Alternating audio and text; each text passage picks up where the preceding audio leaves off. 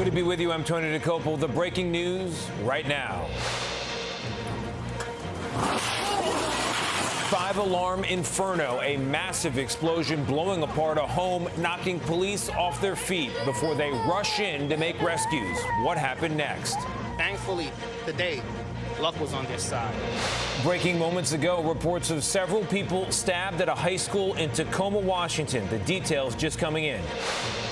Also developing tonight, gas prices hit a wartime high, averaging more than $4.30 a gallon, the highest in 4 years. And the places where prices shot up the most, some jumping more than $1 in a week. I'm looking at right now $75 a day in fuel alone. Also, that mysterious break-in at the home of NASCAR driver Greg Biffle following his death in a plane crash. Was it an inside job? What police are now saying. And what a crowd of American hockey fans did to honor Canada. Plus the good stuff, the new designer shoe that's got people asking, what is a shoe anyway? From CBS News headquarters in New York, this is the CBS Evening News with Tony DeCopel. And good evening. We're following sudden spikes in gas prices across much of the Midwest over just the past week, up 80 cents a gallon in Ohio, 86 cents in Michigan, and a full $1 in Indiana. More on all of that in just a moment. But we're going to begin in New York City tonight, where police say a man forced his way into a home packed with his own family and then intentionally set off an explosion, threatening the lives of everyone inside and the New York City police who had just arrived at the front door. Tom Hansen has made his way to the scene, and he joins us now. Tom, good evening to you. Were they able to get everyone out? Miraculously, yes, Tony. All of the residents inside that building were able to make it to safety. NYPD Police Commissioner Jessica Tisch says that's due to the heroic efforts of those first responders. But take a look at that scene behind me, how powerful that blast was. It leveled the home. The flames so strong they ripped up the sides of those other houses as well.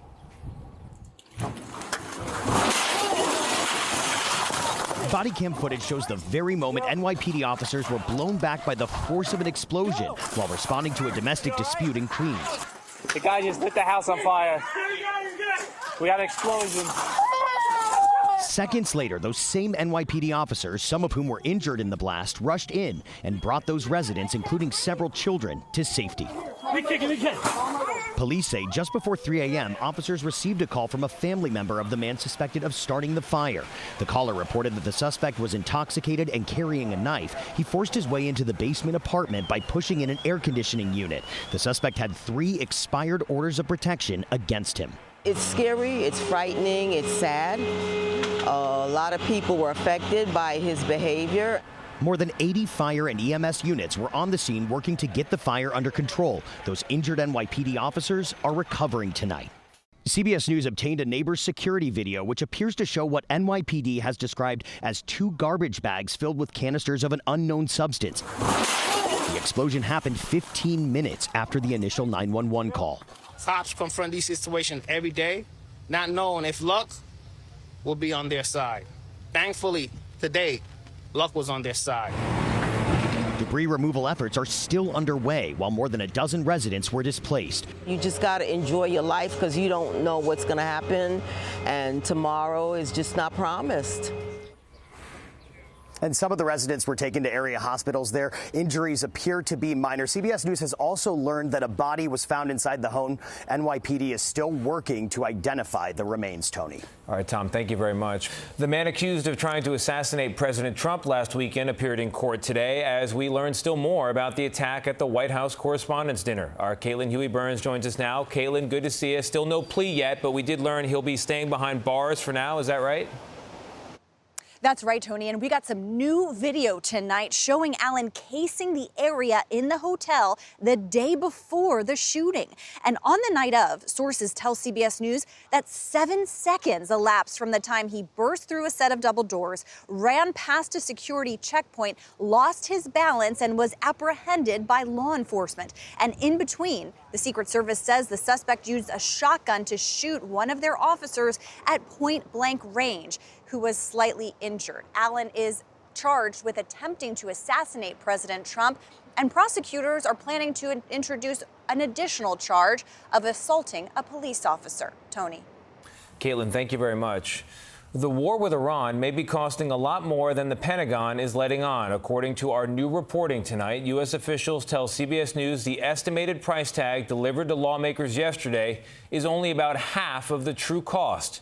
Senior White House correspondent Ed O'Keefe joins us now. Ed, good evening. President Trump and Defense Secretary Pete Hegseth face questions on the war at different parts of town. What did they say?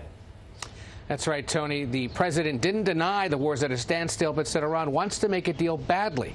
Up on Capitol Hill, top Pentagon leaders were asked about their cost estimate for the war of $25 billion. But CBS News has learned the true price tag is closer to $50 billion, which takes into account damages to military equipment and U.S. bases in the region. Defense Secretary Hegseth argued the war can continue despite a law requiring congressional approval after 60 days of fighting. The 60th day is tomorrow. Hegseth argued the current ceasefire with Iran means the 60-day deadline's on pause. Democrats say they disagree. And Ed, the Homeland Security shutdown is over after nearly 80 days. What was the breakthrough?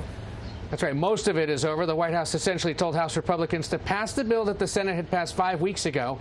And with paychecks running out this week, they did. The pressure was building because the Coast Guard commandant had warned in an interview with CBS News his agency's funding was set to run out tomorrow. The TSA was losing officers. More than 1,100 quit during the shutdown. So now most of DHS is fully reopened, but the underlying disagreements about immigration policy remain unsolved. And funding is still cut to Immigration and Customs Enforcement and the Customs and Border Protection agencies. Tony, Republicans say they'll sort that out in the coming weeks. Ed O'Keefe at the White House. Ed, thank you very much. Tonight, we're tracking a report in the New York Times that the late convicted sex offender Jeffrey Epstein may have left a suicide note after an earlier incident about 3 weeks before his death. But that note has been sealed in a separate case for nearly 7 years and out of public view. What did it say? Meg Oliver joins us now. Meg, good evening. What have we learned? Tony, good evening. It was after Jeffrey Epstein's first alleged suicide attempt in July 2019 that his cellmate discovered a possible suicide note written by Epstein tucked in a novel, according to the New York Times. That cellmate is Nicholas Tartaglione, a former police officer then accused and later convicted of killing 4 people. Epstein was moved to another cell where he was found dead weeks later. The alleged note was at some point sealed by a federal judge as part of Tartaglione's criminal case. And for nearly 7 years, its existence was unknown, locked up in a New York courthouse. In a podcast last year, Tartaglione talked about the note. Epstein allegedly wrote that investigators had scrutinized him for months and found nothing, and that it was, quote, time to say goodbye. The supposed letter was not released as part of the Epstein files, and in a statement to CBS News, the Department of Justice said they were unaware of the letter until now. Tony? Meg, thank you very much. Now to a big development with Camp Mystic, scene of those Texas floods that killed 27 campers and counselors last summer. Today, the family that runs the camp said it will not reopen this summer in deference to the families of those killed. Ryan DeWitt, whose 9-year-old daughter Molly was among the victims, told us he appreciates the decision. When you carry that level of stress and honestly that level of trauma, and you get one piece of good news in 10 months, there is a weight lifted. Remarkably, nearly 900 campers had been signed up to return, but in recent weeks, not only families of the victims, but state regulators had raised questions about reopening and the safety of future campers. President Trump said today again that oil and gas prices will drop after the war with Iran is over. But for now, well, they're back to levels last seen around the start of the war in Ukraine during the Biden administration. Senior business and tech correspondent Jolene Kent joins us now from a gas station in Los Angeles. Joe, good evening. What have we learned? Tony, basically, the U.S. does produce a lot of oil, but the prices are set on the global market. That determines how much you pay at pumps like these. And with the Strait of Hormuz effectively shut, there is no relief in sight. There's no escaping it. Gas prices in every single state have soared in the last 7 days. I think it's pinching the pocket of everybody around here, especially all the working class for sure. Anybody, really, for that matter. In Indiana, the price for a gallon of regular shot up over $1 in just the last week. Michigan up 86 cents. Ohio spiking 80 cents. The national average for a gallon of regular is now $4.37, the highest since the war with Iran began, and the highest since July 2022. I'm looking at right now $75 a day in fuel alone. Lyft driver Romeo Tillman in Minneapolis says he's taking home much less than usual every shift. If we get anywhere beyond where we are right now, it's going to be catastrophic. These drivers right now are none of us are making it at all. Meals on Wheels America, which serves 2.6 million adults annually, tells us high gas prices plus rising food costs have created the perfect storm. It's a very difficult situation to be in. I hear from some of our programs that say every day they feel like they're playing God and deciding who might need a meal more than someone else. There's a growing wait list across our country. What does the organization have to sacrifice when gas prices go up so much? Well, sometimes they have to sacrifice some more than a meal service because Meals on Wheels is not just about a nutritious meal. It's also about that social connection and the eyes and ears on a senior, the safety check, if you will. Meals on Wheels America also tells us some of those wait lists for food for seniors around the country stretch as long as 4 months. This as Americans are preparing to spend $500 million more on gas in just the next 24 hours alone compared to the start of the Iran war. Tony. That's a big number, Jo Ling. Thank you very much. Still ahead on the broadcast, the mystery over missing money and guns from the home of the late NASCAR driver Greg Biffle, what police say happened and who they're looking for. Within hours of the plane crash that killed Hall of Fame NASCAR driver Greg Biffle, along with his wife and kids, authorities say someone was trying to break into his accounts and steal his money. Now police have a sense of who it was and what they took. Here's senior national correspondent Mark Strassman. This horrific private plane crash in North Carolina last December shocked NASCAR country. All 7 people aboard were killed, including veteran NASCAR driver Greg Biffle, his wife Christina, and their 2 children. Within hours, someone began targeting the family's checking accounts. It's a very complex case with a lot of different tentacles. Any doubt in your mind that this is an inside job? I do think it was somebody that's close to the family or has a strong connection to the family. In search warrants obtained by CBS affiliate WBTV, police describe a strategic and coordinated strike against all accounts that led to hundreds of thousands of dollars being stolen. Police believe multiple conspirators had access to the Biffle family's assets, email, and security details such as passwords and social security numbers. It gets worse. This is home surveillance footage from January, about 3 weeks after the plane crash. It shows what appears to be a hooded female walking for hours throughout the Biffle residence. The search warrant says more than $40,000 in cash, firearms, and memorabilia was stolen. Any doubt in your mind that the burglary and the fraud are connected? No, there's not a doubt. I believe that the burglary was just a small part of this. Since the deadly plane crash, police have issued multiple search warrants, but so far, no arrests. Tony, Sheriff Campbell told us that his detectives are waiting for more evidence, digital information sought by those search warrants, but he sure sounded confident that arrests are coming. Tony? All right, Mark, thank you very much. Up next, what made a stadium full of American hockey fans sing the Canadian national anthem?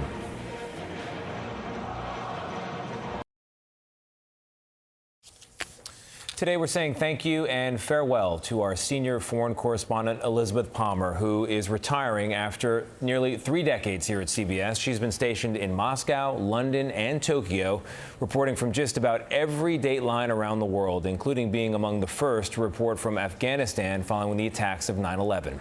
Here now are just a few of her highlights.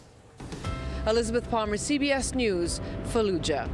It's been a devastating display of American firepower. Every American astronaut who comes here to the Russian Space Center gets an extensive training program, including a dip in what's probably the world's most specialized swimming pool. A massacre no one talks about in China. Posing as tourists, we went to Tiananmen Square. It's hard to imagine this vast square filled with passionate students demanding more freedom. Gaza lies in ruins. We're almost a year into this war now, and the prospect of a ceasefire still looks vanishingly remote. All suited up for an amateur hockey match President Vladimir Putin took the time to weigh in on Washington's latest scandal. Started shouting death to America, and any moment they're going to set fire to the American flag. Amir Bagheri's 1965 Mustang has an onboard turntable and plenty of juice. It's not your average ride on the roads of the Islamic Republic. And Liz Palmer is not your average foreign correspondent. There will be others, of course, but none quite like her. Congratulations, Liz. You always made it look easy. Another goodbye tonight to King Charles and Queen Camilla. They are no longer on American soil. The first couple bid them farewell this morning before the royals laid a wreath at Arlington National Cemetery. They won at least one diplomatic victory: an end to tariffs and restrictions on Scottish whiskey imports, President Trump said, in honor of the trip. You hear a lot these days about a rift between the U.S. and Canada, but there's government and then there's people.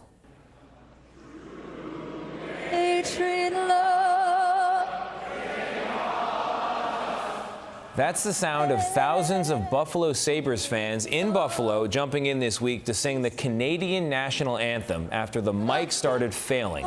I cried, one Canadian fan later said. It makes me teary even now. Up next, the good stuff, designers redesigning the definition of shoe.